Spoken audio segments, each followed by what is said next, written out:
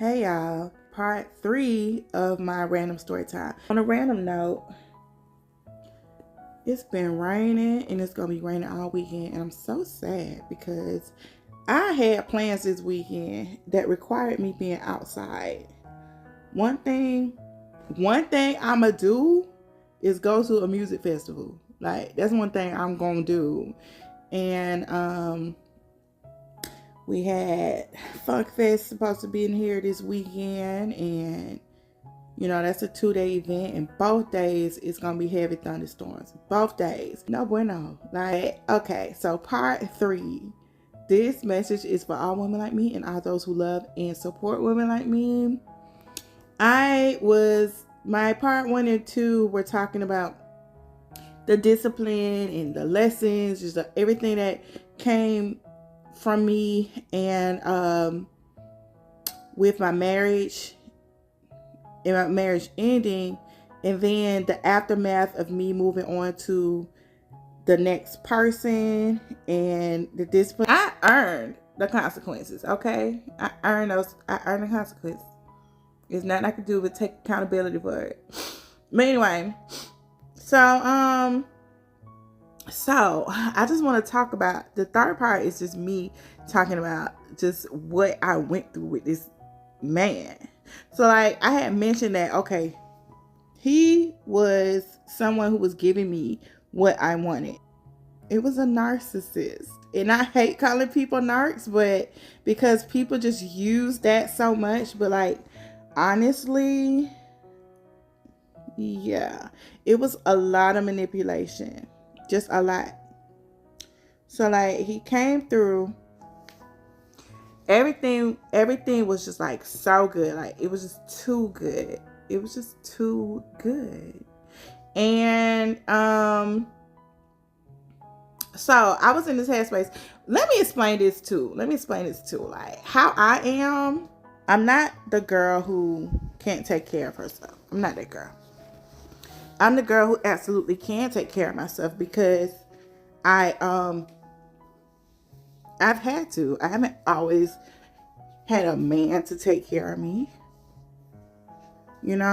Like, yeah, I'm a relationship girl. So I have been in all different types of relationships to where, like, okay, one relationship I had the man who, like, would literally get a paycheck and give it to me. And he's like, this sound wild, but get a paycheck, give it to me. And he's like, just give me whatever. I'll, make a way out for whatever you don't have. Keep. To me having to take from my savings while being with somebody who I had to get in the paint with. Where I almost felt like I was working for both of us. I'm not the girl who can just sit, you know what I'm saying? I can't just sit in my energy. I have dreams. I have aspirations. Like, I gotta be doing something. Even if the only thing I'm doing is,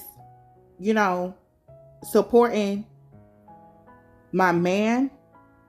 If that's what he want me to do with my energy, I have to do something with my energy. Like, I'm not the girl who just gonna sit and be taken care of. So, like, in that situation, I was following the dreams. Like, okay, I didn't have to work. I'm just doing hair. While I'm figuring out what I want to do next. To me, being with a guy who sketchy. Okay, like, I love love. Like, so kind of like my point is, it didn't even matter the situation. Like, once I'm there, I'm there. And I show up in the energy that he need me to be in. If it's, baby, I got everything. Like, you do you. Like, I got it. Then that's the energy I'm going to sit in. But doing me does not mean me just sitting there looking crazy. Like, Doing me means me building something on my side. And if it gets to a point where I can't just be doing me, or something happened with you where you don't got it, I definitely got it. Like, that's how I've been. But the bottom line has always been, I gotta love this person. Like, it has to be that commitment. Those situations where I did have somebody who was taking care of everything or most things financially, it was always that just happened to be the situation. We wasn't together because of that. We was together because of how I felt about that person. And sometimes, like, over the years, things will change, things change. Like, somebody can come in with it and lose it, or vice versa. Somebody can come in without it and get it.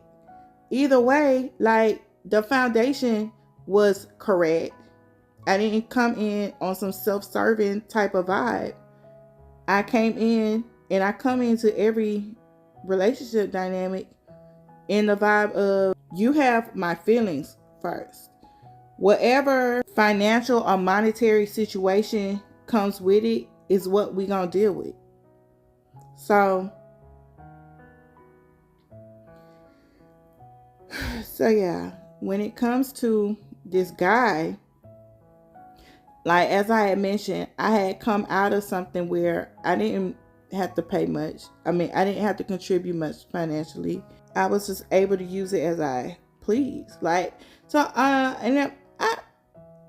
my way of doing things is not for everybody, but I'm just trying to explain to you how I am in the backstory, and like how I end up in this mess. Cause like, I leap for love. And anyway, so this guy was a self-sufficient adult. Like, he didn't have it to where he could like just shower down on me, pay my bills, like all of that stuff. If he would have, great. If he didn't, great. Like, I cared about him. So that's why I was dealing with him. And he had went through something where he lost it. Like, he had what he needed, and then he lost what he had. The financial picture turned a little ugly. So I feel like I'm real traditional in a sense, where it's like, I expect a man to provide. If not providing for me, you at least have it to where you providing for yourself. And if you don't have that, you can't come into me with that. You can't come into me with that. Like, where you need somebody to help you take care of yourself. I'm not going to come into you needing you to help me take care of myself. Like, if that's the situation, then we just need to be focused on self, because you can't pour where you don't have. And you need to come in as a person who can take care of themselves so that you can contribute, so that you don't become a burden. Like, I'm never going to be someone's burden. If they want to contribute to me and they have the means to, great, because I like that. I do like that. Yeah, we have to just acknowledge that finances is a big deal. Like, whether you're alone or with somebody. So, like, I would hope that the man I'm involved with is able to take care of himself and not looking at a partnership with me as a benefit to help him take care of himself. To me, that's not manly. To me, that's not masculine energy at all. Like, again, you may not agree with that. And I don't want any men to like feel, they might come across as to feel defensive about that. But like, let's be honest about it. Do you feel like a man when you can't take care of yourself? Forget being a man. Do you feel like an adult? usually internally, that person who needs to be taken care of by someone else just to live, be taken care of, does not feel like an adult. So why would that person feel like a counterpart is supposed to feel happy about you not showing up in your adult energy? It's like, no, you have to focus on yourself and then worry about love. It's about women too. It's about being an adult. And it's hard out here. It is. But back to the whole role thing, I think it is a little bit more forgivable if a woman is out here and, for the sake of me being fair, not showing up in her adult energy. Because it's more of a norm for women to be taken care of. Like, I'm just plainly. And especially if she's having to take care of kids.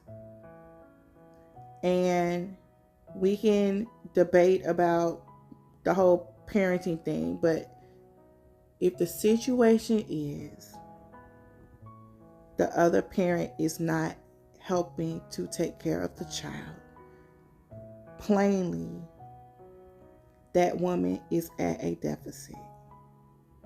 This is black and white. I'm not talking about the why. I'm not talking about the what if. If the situation is that the woman has a child with the man who's alive, well, and he is not helping to care for that child, the burden falls upon the woman. And that puts her further at a deficit. Not only is she having to take care of herself, which is something that adults do, but she's also taking care of a child. When children are supposed to be taken care of by both adults.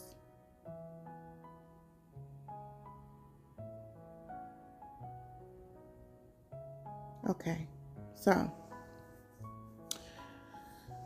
we can debate about women, men, gender roles, marriages, relationships, but I'm talking about what I expect and what works for me. And the only person that has to deal with that is my counterpart. If they disagree, that's one thing. But if someone else disagrees, then that's neither here nor there, because they're a non-factor in my situation anyway. So, all right, leave it at that, but I'm going to move forward with my explanation. So, the guy had what he needed to take care of himself. It felt like maybe he thought that once he didn't have what he needed, things started going a little backwards for him financially, that I was going to be able to pick up slack for him. And I most certainly was not. I am not considering this serious. I don't care whether feelings were there and falling in love happened. Like, I don't care about that. It's not a serious, stable connection. Not based off of the time frame, but based off of what happened in that time frame and how deeply connected we were in the time frame, which we were not very deeply connected. Okay, the first 3 months was like boom, boom, boom. Like, everything was like, yes, good, great. You know, those last 3 months was me trying to detach. It took me a while because I was in love, but I knew I had to detach. So whether it was me pulling my energy back, not answering, not trying to see the person, not, detaching. And I'm going to be honest, I'm not the person who just start falling back and having people guess like what's going on here. No. You're going to be clear He was clear on what was happening. He was clear about my grievances. He was clear about the way I felt. And he was very clear that I was not finna be dealing with whatever this was. He was clear about that. So I made myself clear. Whether he accepted that as truth, I guess not. But I knew it was truth. I came into this and I let this man know, like, I didn't tell him the time frame, but the way I date, the person has a time frame to show up for me. Like, I understand, some things move slow, like some things move fast, but I feel like you have enough time to show up for somebody.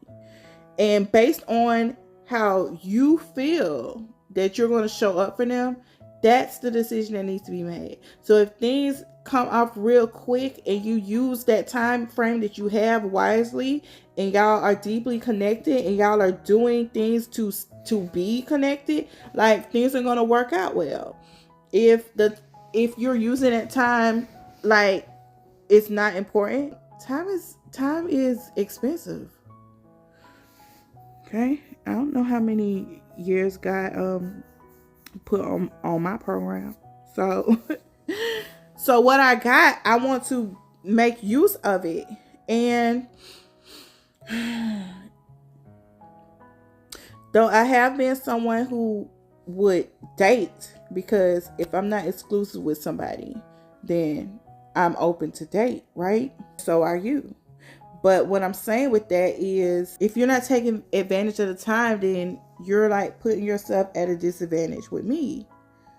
Like, so I said all of that to say that, it wasn't like we were that serious, like stable, like we're not engaged, we're not married. Why do you think I am supposed to be the person to come in to pick up any financial slack for you? I haven't asked you for a thing, and you know that I'm over here like, okay, if you did something for me, great, but I haven't asked you for nothing, because that's not how I am.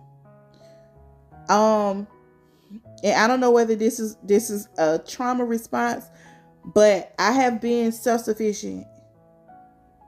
Even in the midst of being taken care of by men, again, I have not been the person to sit down and just wait for stuff to come to me. And I also have not been the person who asks. I don't like asking for help. Like I said, I think it's a trauma response, because I've been disappointed having to depend on people. So I'm not the person who's asking for you to buy me stuff. I'm not the person who's doing all that. If I don't have it, like I also explained y'all in some of my other videos, like I did go through a financial pitfall, because again, that was another discipline thing. Like what happened with God, with my business. But if I don't have it, I'm not finna ask you for it. I'm finna go get it. I'm going to get this thing figured out. Okay? Like, that's just the energy I sit in. So if I'm like that, I'm not finna let no grown man be the opposite and expect for me to take care of whatever it is they're going through. Okay? Favors among friends are great.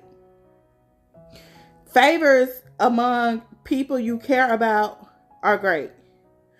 But just know that energy don't sit right with me personally.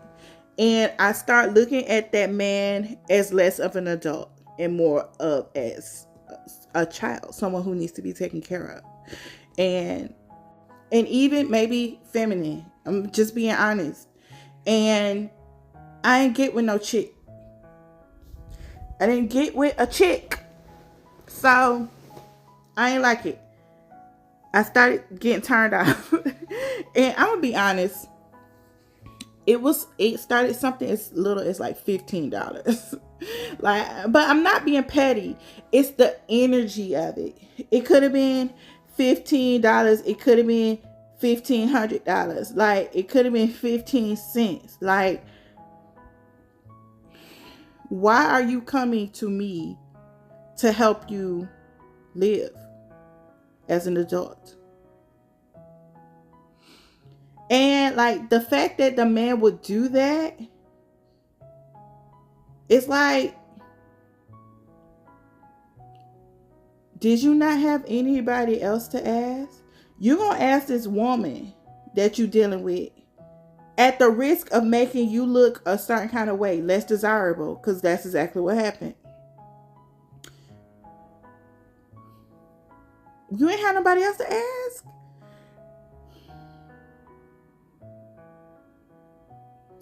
And why are you asking me for money? I don't know. Bottom line, they ain't work for me. First time. All right. I know what happened. I know him losing his job. I understand. I don't like that he's asking me for money. Usually what happens when people ask you for money, they don't stop asking. I'm at a place where I'm really actually sacrificing for you, because that $15 could be going towards something in this household. As I mentioned, I was newly jumping into me being divorced, where I didn't have to pay for most of these things that run my house. And now I'm having to take them on.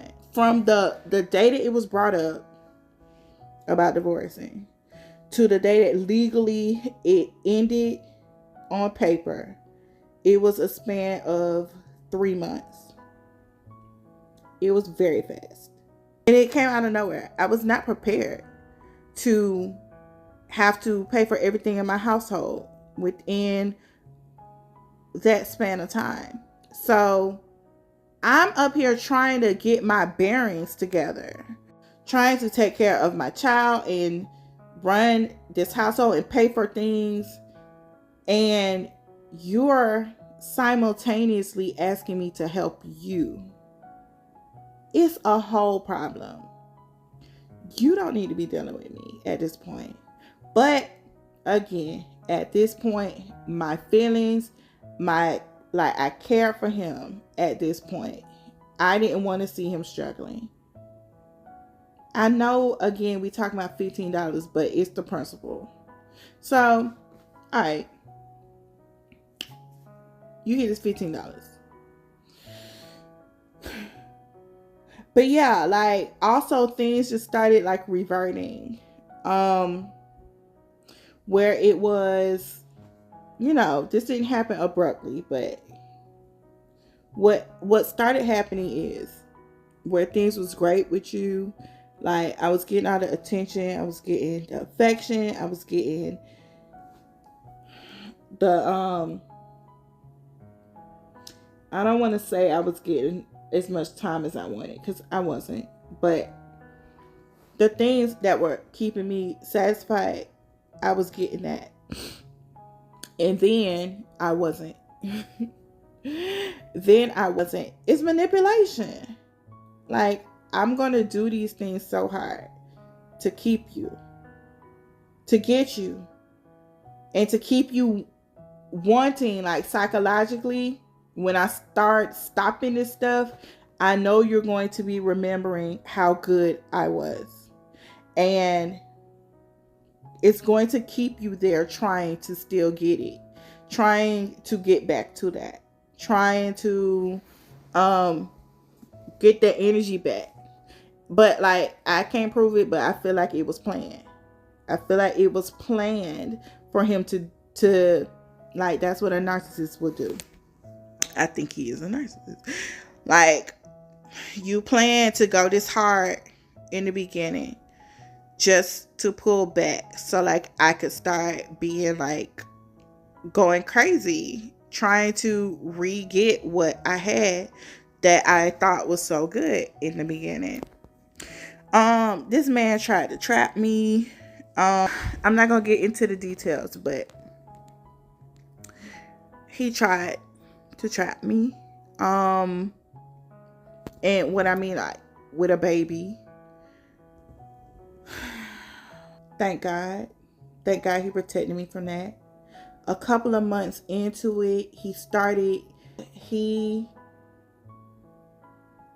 explained that he was interested in the polyamorous lifestyle. My thing is, sir, again, you don't got money to take care of yourself right now. How the heck are you proposing that you can have multiple women in your energy and satisfy them? Like, what? Anyway, which I'm just like, that was just an internal question. The answer was no. It wasn't that I was considering it. Like, no. I am monogamous, period. And I need a monogamous partner, period. That wasn't a secret. He knew that. We had talked about all this stuff. We had a very intense and deep coming together at the beginning, where like, and I'm open and I'm clear in my communication. So like, there was no, oh, I wonder, maybe she might know. You knew it was a no. You knew I wasn't down with none of that. So you waited. So I was like, duh, he's a narc. Like, it's all of this stuff is planned. You waited until you knew where I was at with you in my feelings. And then you tried to start doing things that you knew I would not have approved of without the feelings. And I also feel like that's why sex was introduced so early. Like, people don't think straight when they have that energy in the mix. Okay? Like I explained to y'all, when I was supposed to partner with God and I was supposed to do things his way, and then I went rogue and we started having sex, and I knew better. For sure. I knew better, like, psychologically, why I shouldn't have sex with him anyway. Because people can't handle it. People cannot handle it. Once sex is introduced in whatever, that becomes part of the decision making. And that false sense of intimacy that comes with sex when you're having sex with somebody that you are not in love with. Because, like, let's be clear, I was having sex with him before I was in love with him. Okay? I'm just being honest. And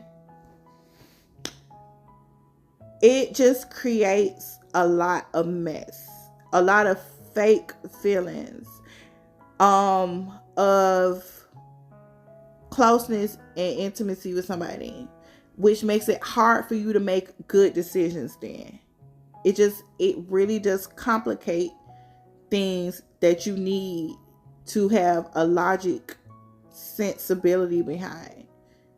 It's like, it gives you a filter that you can't unfilter until they do something bad enough to hurt you, and you start unfiltering that filter. But by then, it be too late. Like, by then, you be too connected, and then you start making excuses for why you can't end something. So, like, I know all this stuff, and I did it anyway, right? So yeah. So, like, it's just like, little by little, he started unmasking himself. Like, this is who I am. And now that I know how you feel for me and where we at, I can start showing you who I am for real. And in his mind, he thought that since I was in a daze of some sort, a love daze, that it was going to be okay for him to start unmasking, and that I was going to make excuses to why I was going to deal with the stuff. But he didn't know who he was messing with. He didn't know he was messing with the cutoff queen. Like I told y'all, I delayed the cutoff because I had to sort through it. but he was definitely getting cut off. And you know, when it happened, I don't think he wanted to accept it. He would do stuff like show up, pop up, call out the blue, like in a panic.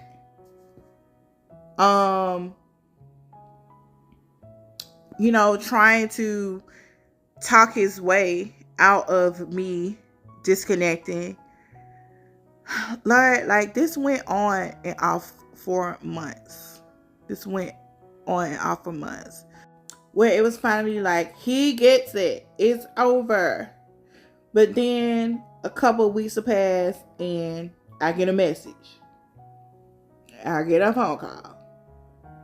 I get like, bro, whatever you're doing with whoever you're doing it with, can you just continue doing that? I don't want a parts of it no more. I don't want any parts of it. And the thing about people with these narcissistic tendencies, I'm calling it narcissistic, but like it's really just, it's a spirit. It's a spirit that is on them. Yeah, I'm gonna just leave it at that. Is that like it's almost like, so another overused term, the gaslighting. It's like they know why you don't deal with them no more. But to them, it's like, what did I do? Why don't you deal with me anymore? Like, and then they fight so hard for you to not deal with them. They fight so hard for you to just to try to get things back or do whatever and say whatever for you to come back in peace. And if you let it work, they're just going to show you again that nothing's changed. But if you separate yourself, then they try to go into overdrive mode and just start pulling straws. Like, some of them will go ahead and let you go in peace, but a lot of them, like in their mind, is like, it's not over. I can still do this. I can still get them. Like, I just got to do the right thing, or let me let it cool off for a few days, a few weeks, and I'm gonna come back and try again real hard. Like, they can't accept the fact that you decided to choose yourself. And like in this situation, like I feel like that person, as most of them do, they do that with people. This is just how they do people. But what this person was not expecting was that I wasn't a person to do that with, because I actually love myself and I actually know what you're doing. Like, I see straight through all of this, and he caught me at the right time. If I wasn't freshly out of my divorce, and you know, like I said, I had cut off a few dusts before him, and he came with the energy that I needed, which was the energy that specifically I was lacking. That's why I wanted it so bad. It was the energy that I had been lacking with my marriage. So like, it was just, things aligned for him to come in. And that was the only reason that he was able to get as far as he did. If he would have came in a few months later, like, it wouldn't even got off the ground. Like, for real. It would not have got off the ground. I don't know. Like, if Saint was watching, he's sitting right in at the right time, go ahead and go in there and get her now. Don't wait, go now. Like, wrong one. I would never be in a situation for an extended amount of time anymore. I'm just not. It's just not gonna happen. And 6 months isn't an extended amount of time, but it was longer than I wanted to be in that. So like, again, like, I don't think that he could handle. I don't think that he really thought that it was going to be done with, but it is absolutely done with. And when I say I don't think he really thought it, I saw him a couple weeks ago. And he's still trying to get back in my energy. You do not have access, sir. That's what I was saying. Like, this is the lesson that keeps on lessening. But as long as it keeps on lessening, it's keeping me to continue to understand, like, why I can never, ever let that happen again. I can never play myself like that again. God showed me and taught me that next time I need to be serious when I say I'm doing things his way. And like, I'm committed to that now. Because this man is still trying to get in my energy. After us not talking for months and months and months. Leave me alone. Leave me alone. Like, anyway. That's the end of my random stories trilogy. And that's all I got. I'll be back with some encouragement tomorrow. But again, the thing to take from this is that, you know, sometimes God will allow a situation to come over you in a negative way as discipline, because you knew you weren't supposed to be doing something in the first place and you're doing it anyway. And just like any good parent, there's a consequence to try to shield you and protect you from making the same mistakes again. Bye, y'all.